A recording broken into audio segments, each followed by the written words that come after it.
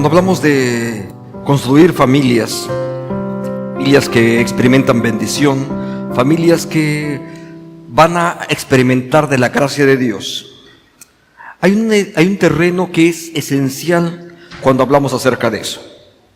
Y justamente se trata de un espacio donde no puedes construir una familia que sea bendecida cuando solamente uno de los componentes esté impulsando todo el proyecto. La verdad es que todos los proyectos, ya sean en una familia, van a requerir no solamente el impulso de una persona o de una parte de la familia, sino realmente para que el proyecto se pueda convertir en algo exitoso, que pueda convertirse en algo fructífero de bendición, déjenme usar ese tipo de palabras. Para que eso pueda ocurrir, realmente necesita la participación de todos los integrantes. La palabra sinergia es una palabra elegante para poder decir o para tratar de ejemplificar esa idea de que todos sean participantes de un proyecto.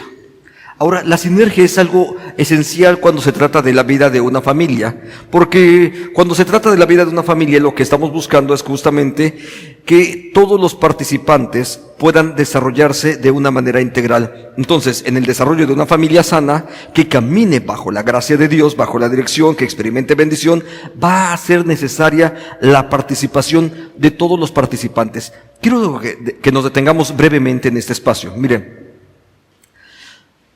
si en la familia, normalmente déjeme hablar de la familia base, la familia nuclear, así la familia tradicional, donde puede estar papá, mamá y los hijos, esa es digamos como la familia tradicional. En una familia, si papá va por un lado, la mamá lleva una dirección distinta y los hijos cada quien toma su propio rumbo, ¿hacia dónde camina la familia? ¿Cuál es el proyecto hacia dónde están caminando? Entonces, de verdad que se hace esencial no solamente la idea de que tengan una misma dirección, sino que incluso aprendan a caminar de forma coordinada. Cuando hablo de forma coordinada, no solamente estoy hablando de una misma dirección, que eso por supuesto que es importante, sino que incluso aprendemos a apoyarnos e ir cada uno siguiéndonos y acompañándonos en los distintos procesos. Imagínense esto.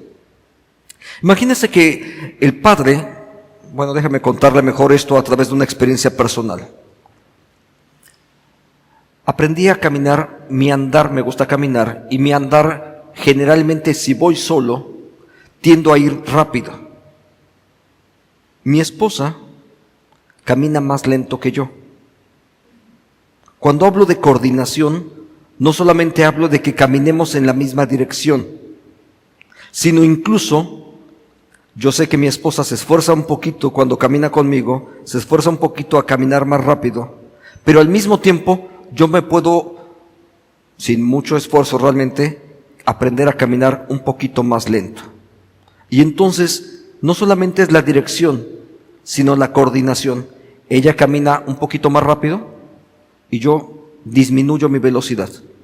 De esa manera, entonces, empezamos a caminar juntos. Eso es lo que necesitamos hacer en las familias. Necesitamos que todos los participantes, en verdad, estemos caminando de forma coordinada en la misma dirección. Queremos ser bendecidos y yo estoy seguro que usted quiere que su familia sea bendecida. Pero para que esto ocurra, tenemos que aprender a hacer las cosas de acuerdo con ese modelo de Dios. Ahora, probablemente es el primer domingo que estás en este lugar. Y es una oportunidad de hacerlo y es una bendición para nosotros que hoy estés aquí.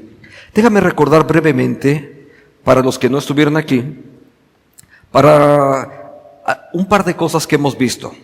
El pasaje que estamos leyendo juntos es Efesios capítulo 5, del versículo 21 y el capítulo 6.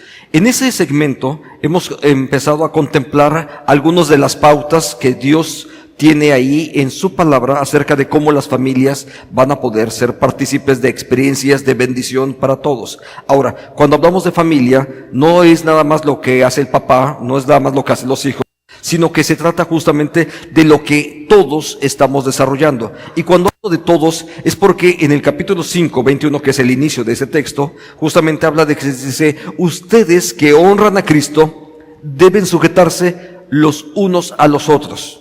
Y eso es de que todos debemos de formar parte de un mismo proyecto. Eso no compite de ninguna manera con los proyectos individuales a los que Dios a ti te llamó. Dios te llama, a cada uno de nosotros nos da proyectos individuales hacia los cuales Dios está dirigiendo nuestro caminar. Pero cuando hablamos de familia, ahí es donde tenemos que aprender a caminar de una manera mucho más coordinada. Déjeme usar esta ilustración ahora para poder hablar de qué es lo que implica eso. Porque voy a ir siguiendo un poco el texto bíblico a partir de tres ideas que hemos ido considerando brevemente. La primera de ellas es primero de que tenemos que trabajar juntos, por supuesto, pero eso implica también esto. El hombre necesita ser la dirección de esa familia. El texto bíblico dice que Dios le puso como cabeza. Quiero que consideres esto. Todos y cada uno de nosotros, en todos los proyectos que estemos desarrollando, necesitamos que alguien asuma la posición de liderazgo. En este caso es una posición de liderazgo no autoritario, sino un liderazgo de servicio. ¿Por qué? Porque el ejemplo que la Biblia nos propone acerca de cómo se va a liderar justamente es en un entorno de servicio. Hay un ejemplo que es muy concreto en las Escrituras acerca de cómo se desarrolla ese liderazgo, y el ejemplo es Jesús. La verdad es que el texto dice, lideren como lo hace Jesús, amen, de hecho va a usar la palabra amen, para poder liderar y amar como Dios lo hizo para con su iglesia. Y el liderazgo de Jesús se va a caracterizar por cosas muy, muy concretas: servicio y amor. No tiene que ver con autoritarismo. Para que tu esposa camine en el proyecto hacia donde Dios quiere que camines, tú necesitas ejercer un liderazgo justamente a partir de el amor. No se trata de obligar, no se trata de imponer, sino de amar. Pero esa solamente sería una parte del proyecto, ¿sabe? El cuadro no estaría completo si solamente tenemos el guía. La otra parte, esencial en cualquier relación de familia, en este caso no solamente es el esposo, sino que también debe de formar parte de ese proyecto. ¿Usted está de acuerdo con eso? De que también debe de formar parte de ese proyecto la esposa, ¿es cierto? No puedes caminar solo. Si se trata de una relación de familia, tiene que entrar también la esposa dentro de ese conjunto. Y cuando entramos a ese nivel de relación, ocurre algo más. En la relación de la esposa y el esposo, el mismo texto de Efesios capítulo 5 nos habla acerca de cómo se pone en equilibrio esa relación. Esa relación se pone en equilibrio justamente, y usamos dos palabras que están en la Biblia: amor y respeto. El esposo ama y ella respeta su autoridad. Quiero que consideres esto, porque esto de verdad que se hace muy valioso. ¿Qué ocurre si en el proyecto hay quien lidere, pero nadie le hace caso? No va a caminar. Simplemente el proyecto no va a funcionar. Si tienes un excelente líder, pero nadie le hace caso, nadie lo respeta, no va a caminar el proyecto. Simple y llanamente. Entonces necesitamos no solamente tener un líder, sino alguien que también va a continuar y desarrollar los proyectos hacia los cuales estamos siendo liderados. Ahora, déjeme enfocarme brevemente hacia el papel de los varones. En el papel de los varones, de forma natural, no aprendemos a ser líderes cristianos. Eso tiene que ver con un proceso que Dios hace en nuestra propia vida. Por eso es que nosotros tenemos la necesidad de ser primeramente discipulados. Vamos a poder liderar solamente en la medida que la presencia del Espíritu de Dios está actuando en mi vida, que yo voy entendiendo y teniendo una mayor comprensión acerca del Evangelio y de cómo voy a poder enfocarme en esto. Ahora, he hablado de la familia tradicional, papá, mamá y los hijos. Okay. Yo sé que no todas las familias estamos compuestas de esa misma forma. Así es que, mamá, si a ti te tocó liderar por la ausencia de un esposo, cualquiera que haya sido la causa, tú tienes que hacer justamente ese papel de ser líder. Igual que para los varones, tampoco las mujeres de forma natural aprendemos cómo debemos de liderar de forma cristiana. Es más, lo que generalmente aprendemos es cómo le hacía mi mamá, cómo le hacía mi abuelito, de pronto mis tíos, y tomamos muchos de nuestros modelos, tienen que ver con lo que observamos en la cultura, en la sociedad y eso. Ahora, la verdad es que lo que está en derredor nuestro, como modelos culturales, no son nada sanos, la mayor parte de ellos. ¿Sabe cuánto ha crecido el índice de divorcios? ¿Sabe cuántos problemas existen de matrimonios disfuncionales? Aun cuando no estén divorciados, siguen siendo disfuncionales. ¿Sabe los graves riesgos que están actualmente por el uso de las tecnologías y cómo están afectando eso en nuestra sociedad y en nuestras familias? ¿Sabe? Todo eso tiene que ver con los modelos culturales, que si solamente tomamos el modelo cultural para dirigir nuestra familia, obviamente resultan deficientes. Por eso necesitamos aprender cómo es que Jesús lo hace. Para eso existen los proyectos de discipulado. Hoy inició un proyecto de discipulado. Por ahí Joel le tocó hoy a las 9 de la mañana. Varones, si de verdad te interesa dirigir el proyecto de tu familia, te animo a que te inscribes a este curso y aprendas paso a paso cómo ser discípulo, porque la forma en cómo tú vas a poder discipular a otros es justamente cuando tú mismo has pasado por ese proceso para con Dios, donde tú mismo formas parte de ese discipulado. Hermanas, si a ustedes les tocó dirigir una familia, de verdad es importante que puedan también tomar parte de ese proyecto, porque tenemos necesidad cada uno de nosotros de aprender cómo hacerlo. Pero si ya vives en pareja, nuestros hermanos Humberto y Vero, yo creo que nos pueden facilitar una copia digital de ese material que se llama Amor y Respeto. Y es un excelente material porque en verdad necesitamos obtener los recursos de cómo esa familia va a pasar de un círculo que perjudica, y todos podemos en algún momento entrar en un círculo así, donde las relaciones, donde no hay amor, donde no hay respeto, y se vuelve un conflicto constante y constante y constante, pero podemos dejar ese círculo y con la bendición de Dios empezar a caminar hacia otro círculo donde hay sanidad y donde puede haber equilibrio y donde no solamente habrá equilibrio, sino también habrá bendición. Entonces, nuestros hermanos Humberto y Vero nos pueden proporcionar esto. Ahora, este cuadro, por supuesto, está incompleto. Falta un componente. En el entorno bíblico, el esquema tradicional sería papá, mamá y los hijos tienen un papel que desarrollar ahí justamente. Entonces, el cuadro estaría completo cuando ahora papá, mamá, los hijos, etcétera, forman parte de un solo proyecto. Y la familia completa es la que está sumándose entonces a un solo proyecto. Cuando hacemos un breve repaso entonces de eso, vemos que la participación de papá, mamá y los hijos de cada uno de ellos es importante. Ahora, el texto bíblico, Efesios capítulo 6 dice: hijos, obedezcan a vuestros padres. Ahí es donde empieza justamente ahora el papel de cómo los hijos se suman al proyecto familiar. Los hijos se deben de sumar justamente a ese proyecto a partir de la obediencia. Ahora, el concepto específico de obedecer aquí no tiene que ver con sometimiento simple y llanamente, sino se trata de ser conformados a la autoridad de los padres. Es decir, no solamente escucho atentamente, esa es una parte, sino que una vez que yo escucho atentamente, estoy dispuesto a aceptar y entender la dirección que mis padres están brindándome. Ahora, quiero que observes el texto, porque más adelante, si tienes tu Biblia abierta todavía, puedes buscar un poquito más adelante y darte cuenta que no solamente se trata de obedecer al Padre, sino que incluso más adelante justamente se habla acerca de la idea de obedecer también a vuestra madre. Entonces, poquito más adelante, porque padre y madre en ese sentido están colocados ambos en un mismo nivel de autoridad para con los hijos. Es cierto, el varón dirige el proyecto, pero para con los hijos, padre y madre son colocados en el mismo nivel de autoridad.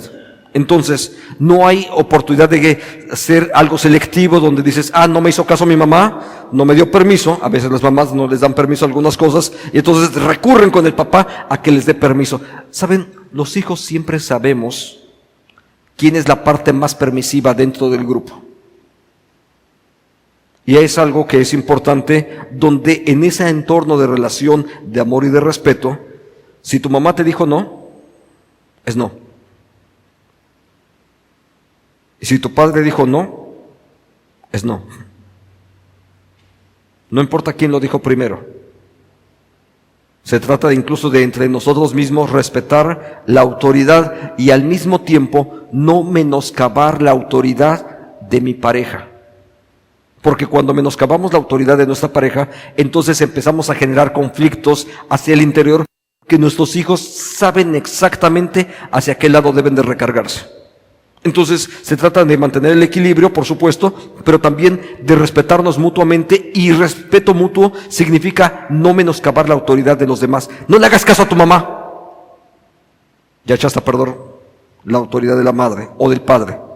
Muchas de las ocasiones son frases que muy fácilmente cometemos. Puede ser que tengamos en algunas cosas razón, pero si en algún momento tenemos diferencias, lo correcto es: dejamos el asunto, dialogo con mi pareja, me pongo de acuerdo con ellos, si es que de verdad hay un diferendo importante al respecto de lo que se está acordando, y entonces se les comunicará hacia los hijos, pero después de platicarlo. Por cierto, nunca frente a los hijos, de verdad, créame que eso es muy, muy valioso. Nunca discuta frente de sus hijos. Y menos use palabras hirientes acerca de su padre o de su madre, porque cada vez que lo haces, lo que estás generando es menoscabar la autoridad del otro. Y aunque tú no te des cuenta, cuando menoscabas la autoridad de tu pareja, estás destruyendo tu propia autoridad, porque incluso eso finalmente también te va a afectar a ti. Entonces, esos son asuntos que debemos de mantenerlos con mucho cuidado. Hijos, obedeced a vuestros padres. Pero el texto bíblico realmente tiene como fundamento la idea de que todos estamos en el Señor. De hecho, Efesios capítulo 6, 5, 21, justamente empieza diciendo así: hijos, padres, etcétera. Dice, estamos todos en el Señor. Pero la pregunta que tenemos que hacernos para que este proyecto funcione, justamente es consultarnos nosotros mismos y preguntarnos si nuestros propios hijos están en el Señor. Mire, todos queremos familias integradas, etcétera. Pero, ¿cómo están integradas nuestras propias familias? A veces queremos aplicar un consejo cristiano a quien no lo es. Es muy fácil decirle a nuestros hijos: hijo, es que la Biblia dice. Bueno, tu perspectiva de fe tiene como autoridad la Biblia. Pero ¿qué tal tu esposa? ¿Cómo está tu hijo? Si ellos no comparten la Biblia como un criterio de autoridad, entonces los consejos que tú estás brindándoles pueden ser tan bien intencionados, pero no van a encontrar la repercusión necesaria porque tu hijo no comparte la fe. Por eso es que se hace esencial el que todo el equipo familiar compartamos la misma fe. No se trata de religión en ese sentido. Se trata de tener los mismos criterios, los mismos valores, la misma fuente de autoridad. Porque lo que aplica para el padre, también por supuesto aplicará para los hijos o para cada uno de los miembros de la familia. Entonces por eso se trata de que todos estemos exactamente en el mismo nivel de diálogo cada uno de nosotros. Entonces no estamos preguntando con esto de si tus hijos son buenas personas. Pueden ser buenas personas, ¿sabe? La pregunta es si son cristianos, no si son buenas personas. Conocemos muchísimas buenas personas. Gente que es amable, respetuosa con sus semejantes, que están dispuestos a apoyar. Qué bueno, gracias a Dios. Son gente que tiene incluso una excelente moral. Qué bueno que así lo sean. Pero cuando se trata de construir hogares cristianos, el solamente ser buenas personas no es suficiente. Si tu pareja es una buena persona, pero no es creyente, más tarde o más temprano va a haber diferendos en la forma de cómo resolvemos incluso nuestros problemas.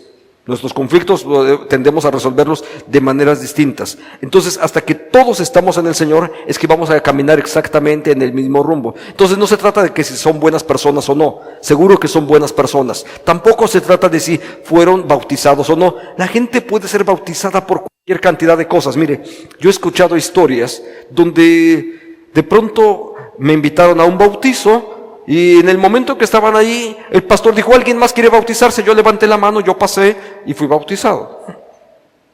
¿En qué creía la persona? No sé. Es más, muchas de las ocasiones en las iglesias, los niños, particularmente los jóvenes, son bautizados en buena medida a veces hasta por la presión familiar. Como que ya le toca. Como que se convirtiera en el remedio para que se porte bien, que se haga cristiano. Bueno, lo que hizo es hacerse miembro de la iglesia de Jesucristo, si puedo decirlo así, en el sentido de la membresía de una iglesia local. Pero tú puedes hacerte miembro de una iglesia local y no necesariamente estás confesando la fe. ¿Por qué? Porque cuando hablamos de conversión y de transformación en Jesucristo, estamos hablando de algo más que solamente asistir al templo, Estamos hablando algo más de solamente poder ser capaz de repetir el credo, el credo apostólico, decir creo en Dios Padre Todopoderoso. Eso con buena memoria es suficiente. No es lo mismo completar un curso que experimentar salvación en Jesucristo. Para tratar de ejemplificar y de aclarar de qué estamos hablando, voy a usar un gráfico, y ustedes lo tienen en sus boletines también.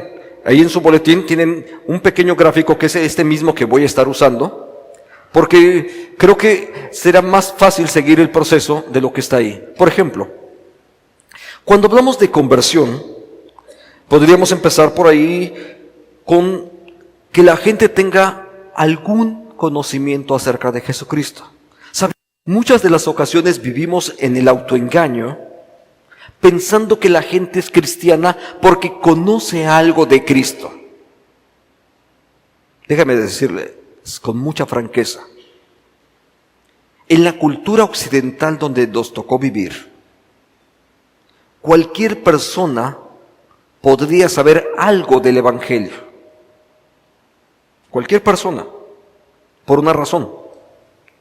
Porque hablar del Evangelio, y déjame ponerlo en el sentido más amplio de Biblia, eso es cultura general en este país. Ni siquiera tienes que ser cristiano para tener una noción de que existe la Biblia y de que hay un Dios. Ni siquiera tienes que haber asistido a algún templo alguna vez. Forma parte hasta del lenguaje coloquial en el cual nos movemos todos los días. Entonces, si yo me quedo con la idea de que porque conoce algo del Evangelio ya es creyente, la verdad es que no es así. Si lo puede leer en su boletín, en la pantalla está un poco oscuro. ¿Vio qué número le asignamos? -5. Gracias. ¿Sabe por qué? Porque en ese nivel la gente realmente todavía no está en Cristo Jesús. Tiene alguna información solamente. Después comprenden sus fundamentos. Comprendemos los fundamentos de Jesucristo. Es más, la gente de pronto tiene un poco de mayor información y sabe algo más acerca del Evangelio. Hay gente que sabe de verdad incluso mucho de la Biblia. Un día estaba yo asistiendo a una conferencia, me invitaron a dar una charla, y había junto a mí un sexólogo que estaba hablando acerca de elementos propios de su disciplina. Y en medio de ello empezó a citar la Biblia y la Biblia y la Biblia. Y a mí me llamó mucho la atención. Dije, a lo mejor este hombre es un pastor de iglesia, qué sé yo. Estábamos en la Cámara de Diputados y estaba en ese momento él hablando, y en ese momento hablé, y yo me acerqué a él, estaba de hecho muy cerca, y le pregunté si él asistía a una iglesia. Dice, no, yo no asisto a ninguna iglesia, es más, yo no soy creyente. Dije, pero cada rato citas la Biblia. Dice, sí, eso es cultura general. Ni creyente era, pero citaba la Biblia. Porque al final de cuentas dice, en este país, y él tenía razón, el 80-90% de la población de este país dice que cree en algo de la Biblia, en la versión que usted quiera, pero eso es simple y llanamente cultura general. Comprenden algunos de sus fundamentos, pero no necesariamente quiere decir que estén comprometidos con ellos. Sabe incluso, más adelante, sabe de las implicaciones personales de lo que implica el Evangelio. Sabe, una vez me tocó conocer una familia muy curiosa. Llegaba el hermano en su auto, con la familia, 2 niñas, la esposa. Él comprendía las implicaciones personales del Evangelio. ¿Sabe lo que hacía? Llegaba con las niñas a su clase de escuela dominical, las niñas rapidito iban a su clase, buscaba intencionalmente que su esposa participara de uno de los estudios en la escuela dominical. Después las niñas iban a permanecer en sus clases, la esposa iba a irse a estar en el culto, pero él, una vez que las dejaba en el auto, se volvía a subir, se iba al parque de la esquina, compraba su periódico, y mientras boleaban sus zapatos y demás, él estaba tranquilamente leyendo el periódico. Le encanta leer el periódico. Sabe las implicaciones personales. Está tan convencido de que el Evangelio es bueno, que lleva a sus hijos, a sus hijas en este caso, llevaba a sus hijas y lleva también a su esposa. Está de verdad convencido de que el Evangelio es bueno, solamente que no está convencido que aplique para su propia vida. Y tenemos mucha gente que vive así. Sabe del Evangelio, sabe de las virtudes que ahí puede encontrar y sin embargo decide no probarlo de manera personal.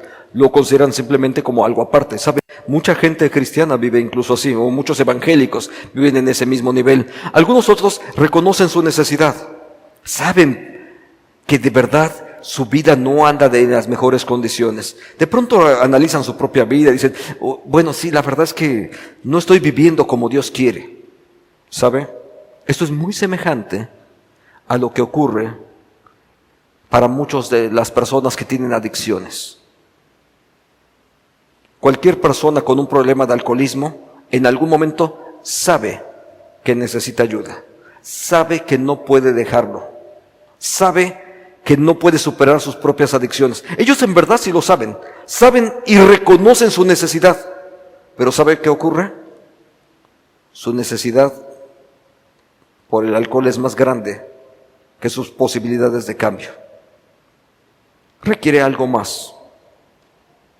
Una cosa es reconocer nuestra necesidad y otra cosa es que nuestra vida esté experimentando transformación. Finalmente podemos llegar a un punto más importante, a un punto donde en verdad nos estamos acercando hacia lo crucial, donde las personas podemos decidir y recibir a Jesucristo. Si usted observa, decidir y recibir todavía no es el nivel 0, es el -1. ¿Sabe por qué? Porque las personas podemos recibir y hacer una oración de fe por muchas causas distintas a la relación con Dios.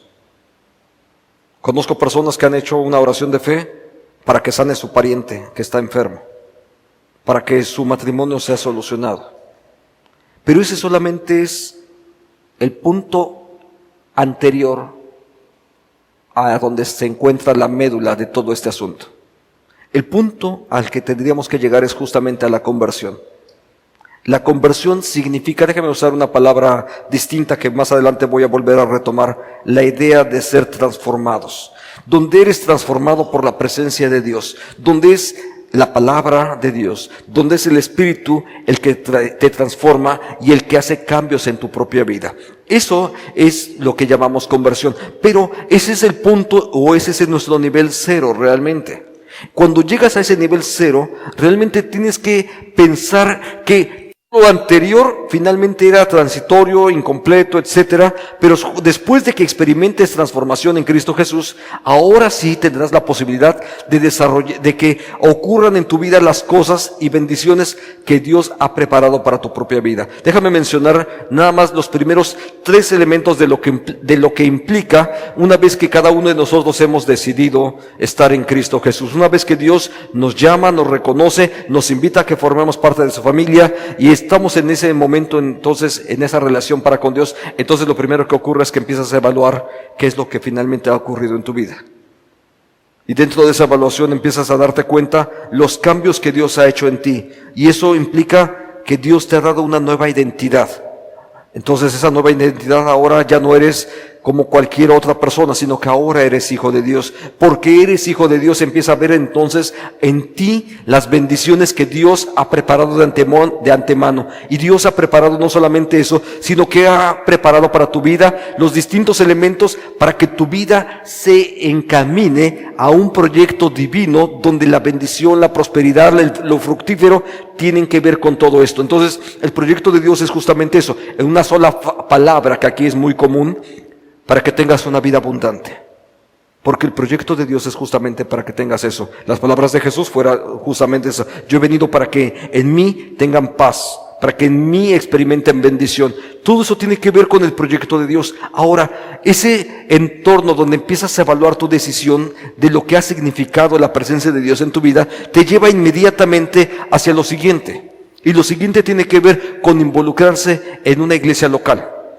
Porque es en una iglesia local donde voy a empezar a recibir el alimento, el soporte, la ayuda, la consejería, el discipulado, para poder llevar mi vida hacia el proyecto a donde Dios quería de antemano que fuese llevada. Y esa vida, por supuesto, tiene que ver con compartir lo que Dios ha puesto en tu vida, ahora compartirlo con otras personas. Ahora, el apóstol Pablo dijo: examinaos a vosotros mismos y ved si estáis en la fe. En esa escala que están en la pantalla, ¿en dónde estás tú? ¿En dónde estás tú en esa escala? ¿Ya eres creyente en Jesucristo?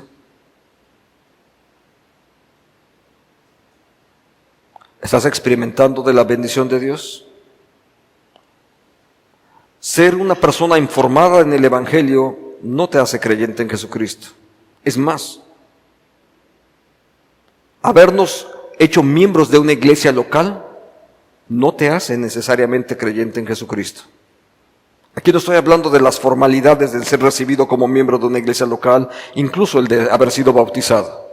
Estoy hablando de la experiencia esencial que tiene que ver con tu propia relación para con Dios. De eso es de lo que estamos hablando en esta mañana. Ahora, cuando eso ocurre, hay algunas cosas que van a ocurrir, porque cuando estás en Cristo Jesús, la transformación, yo hablé de la palabra conversión, dije que va a hablar de la transformación. La transformación que ocurre en tu vida te lleva inmediatamente a ser transformado, por lo menos en 3 áreas distintas. Hay 3 áreas esenciales donde el ser cristiano va a empezar a reflejarse inmediatamente. Número 1, la primera de ellas tiene que ver con tu propia relación con Dios. Si eres creyente, lo natural es que estés buscando más de la presencia de Dios. Revisa cómo está tu situación. Si vienes al templo por obligación, algo anda mal atrás. Si vienes incluso para ver qué voy a recibir, algo está mal. ¿Sabes? Cientos de personas van a las iglesias, a los templos, para recibir bendición, para que Dios me sane. ¿Sabe por qué llevamos a estos lugares a estos espacios le llamamos lugares de adoración? Porque de forma esencial a lo que venimos es nosotros a adorar. Nosotros venimos aquí a honrar a Dios. Antes que recibir, honramos a Dios. ¿Sabe? Cuando eres creyente en Jesucristo, va a haber una sed por conocer más de la palabra, una sed por adorar, por cantar. Probablemente nunca habías cantado y de pronto te empiezan a dar ganas de sumarte al canto. No es que tengamos las mejores voces, es más, no cantamos porque tengamos las mejores voces, cantamos porque tenemos la necesidad de adorar. Esa es la razón por la que cantamos. ¿Sabe? Ese es uno de los signos que empiezan a hacerse tangibles cuando la presencia de Dios está en tu vida. Un signo más tiene que ver con un cambio en mi forma de pensar. Un cambio que va a generar la presencia de Dios en mi propia vida, donde los cambios que Dios empieza a generar ahora empiezan a traducirse en acciones en mi propia vida. Déjeme usar una de las palabras que el apóstol Pablo utilizó, simplemente para describir esta idea de un cambio en mi forma de pensar. El apóstol Pablo escribió primero en Romanos 12 que nuestra mente tenía que ser transformada ahora para ser como Dios la quería para con cada uno de nosotros. Y esa mente transformada habla justamente de tener la mente de Cristo. Y esa mente de Cristo tiene que ver con cosas concretas. Todo lo amable, todo lo puro, todo lo bueno, lo honesto, todo lo que es de buen nombre, todo lo que es digno de elogio. ¿En qué estoy pensando? Si mi mente está enfocada en la tranza, en el robo, eso no es algo que honra a Dios. En nuestra relación para con Dios ocurren algunas cosas que son muy, muy importantes. En esa relación para con Dios, entonces, los signos de transformación tienen que ver justamente con una mente transformada, una experiencia importante de la relación con Dios que está creciendo en ese día a día, pero también se va a traducir específicamente en una forma de actuar. La forma de actuar es la que Dios va a mostrarnos, porque no solamente es que piense de una forma distinta, sino que también actúo de una forma distinta. Sobre la forma de cómo voy a actuar, hay muchas palabras que pueden describir justamente cómo debería de ser la vida de una persona que ha sido transformada por Dios. Simple y llanamente podríamos usar algunas palabras claves para poder describir de qué se trata todo esto. El actuar en misericordia, en gracia, la bondad. Déjeme agregar un signo incluso que se hace importante en medio de las relaciones, la ternura. Dios es un Dios tierno también para con nosotros.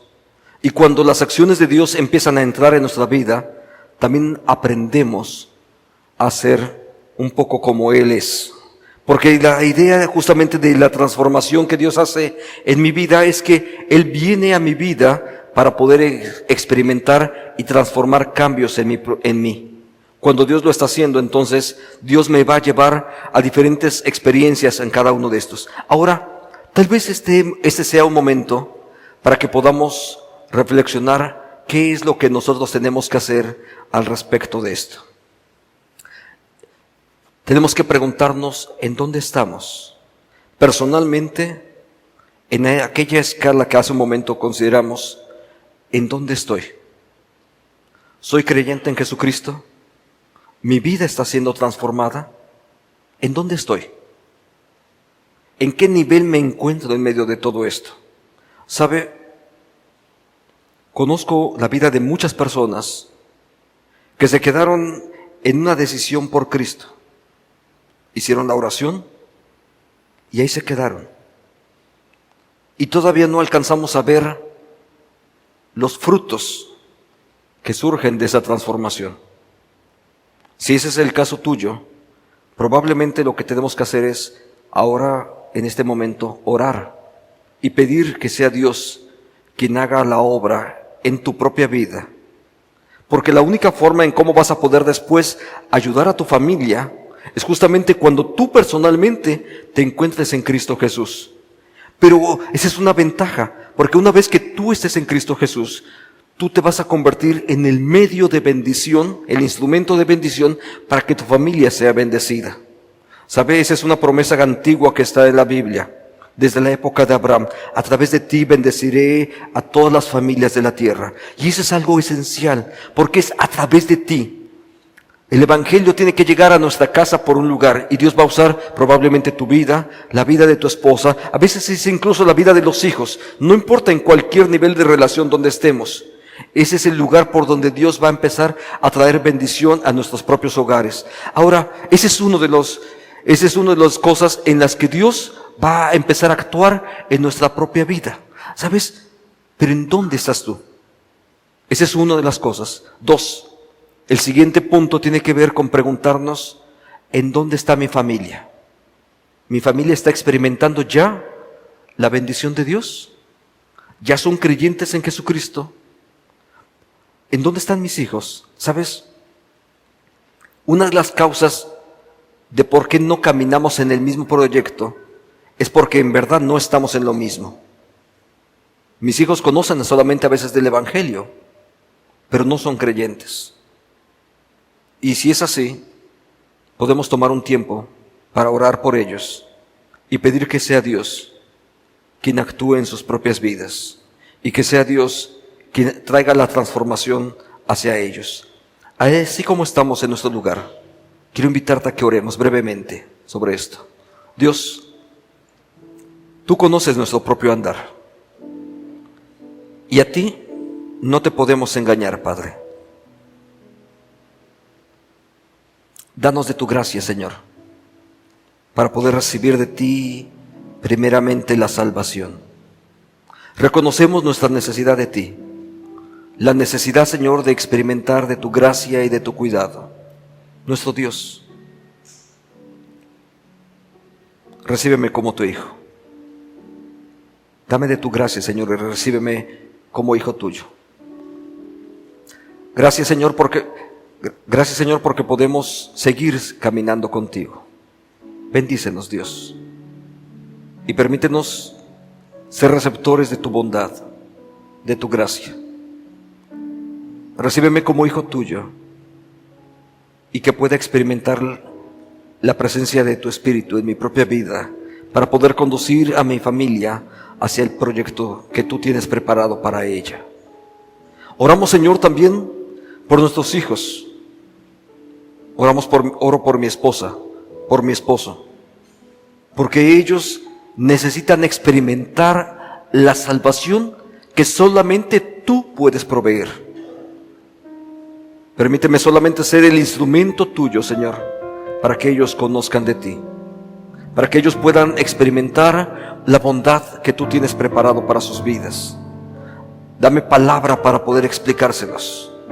Dame de tu gracia, Señor, para poder usar mi vida para testimonio de cada uno de ellos. Gracias, Dios, porque tú eres el que habrá de hacer todas estas cosas. Te bendecimos a ti, Señor, en el nombre de Cristo Jesús. Amén. Ahora, se trata de tener en medio de esto un fundamento sólido. Y el fundamento en verdad de estar en Cristo Jesús es esencial. Cuando la presencia de Dios está en cada uno de los miembros de esa familia, estamos entonces en paz para con Dios. Experimentamos entonces un mismo horizonte de fe hacia el cual todos estamos caminando. Experimentamos también que la obediencia se vuelve algo natural, porque la presencia del Espíritu de Dios es la que guía a mi esposa, la que guía a mis hijos y la que me guía personalmente a mí. Cuando el Espíritu de Dios nos guía a todos, el someternos los unos a los otros en el temor del Señor, como dicen las Escrituras, entonces se convierte en un escenario natural. No es algo que forzas, no es algo que impones, sino que el Espíritu de Dios está actuando individualmente en cada uno de nosotros y nos guía hacia un proyecto. Entonces la obediencia se convierte no en una carga onerosa, sino que la experiencia de obedecer se convierte entonces en una bendición, porque obedecer es seguir el consejo de Dios. Con la obediencia lo honramos y a través de ella, la misma obediencia, recibimos bendición y nos sumamos al proyecto de Dios. Ponte en pie un momento. Cuando nos rendimos a ti, recibimos de tu gracia y bendición, porque cuando reconocemos que tú eres el dueño y el autor de la salvación, cuando venimos y ponemos nuestra vida, Señor, en las manos tuyas, para que seamos transformados a tu imagen, cuando venimos y depositamos a nuestros hijos, a nuestra esposa, a nuestro esposo en tus manos, y pedimos que tú los transformes, creemos que eres tú el que lo va a hacer. Recibe tú, Señor, la gloria, la honra, el poder, porque tú eres dueño de todo. Por tus manos estamos aquí, Señor, pero queremos honrarte, poniendo nuestras familias también en tus manos. Te bendecimos en el nombre de Jesús. Amén.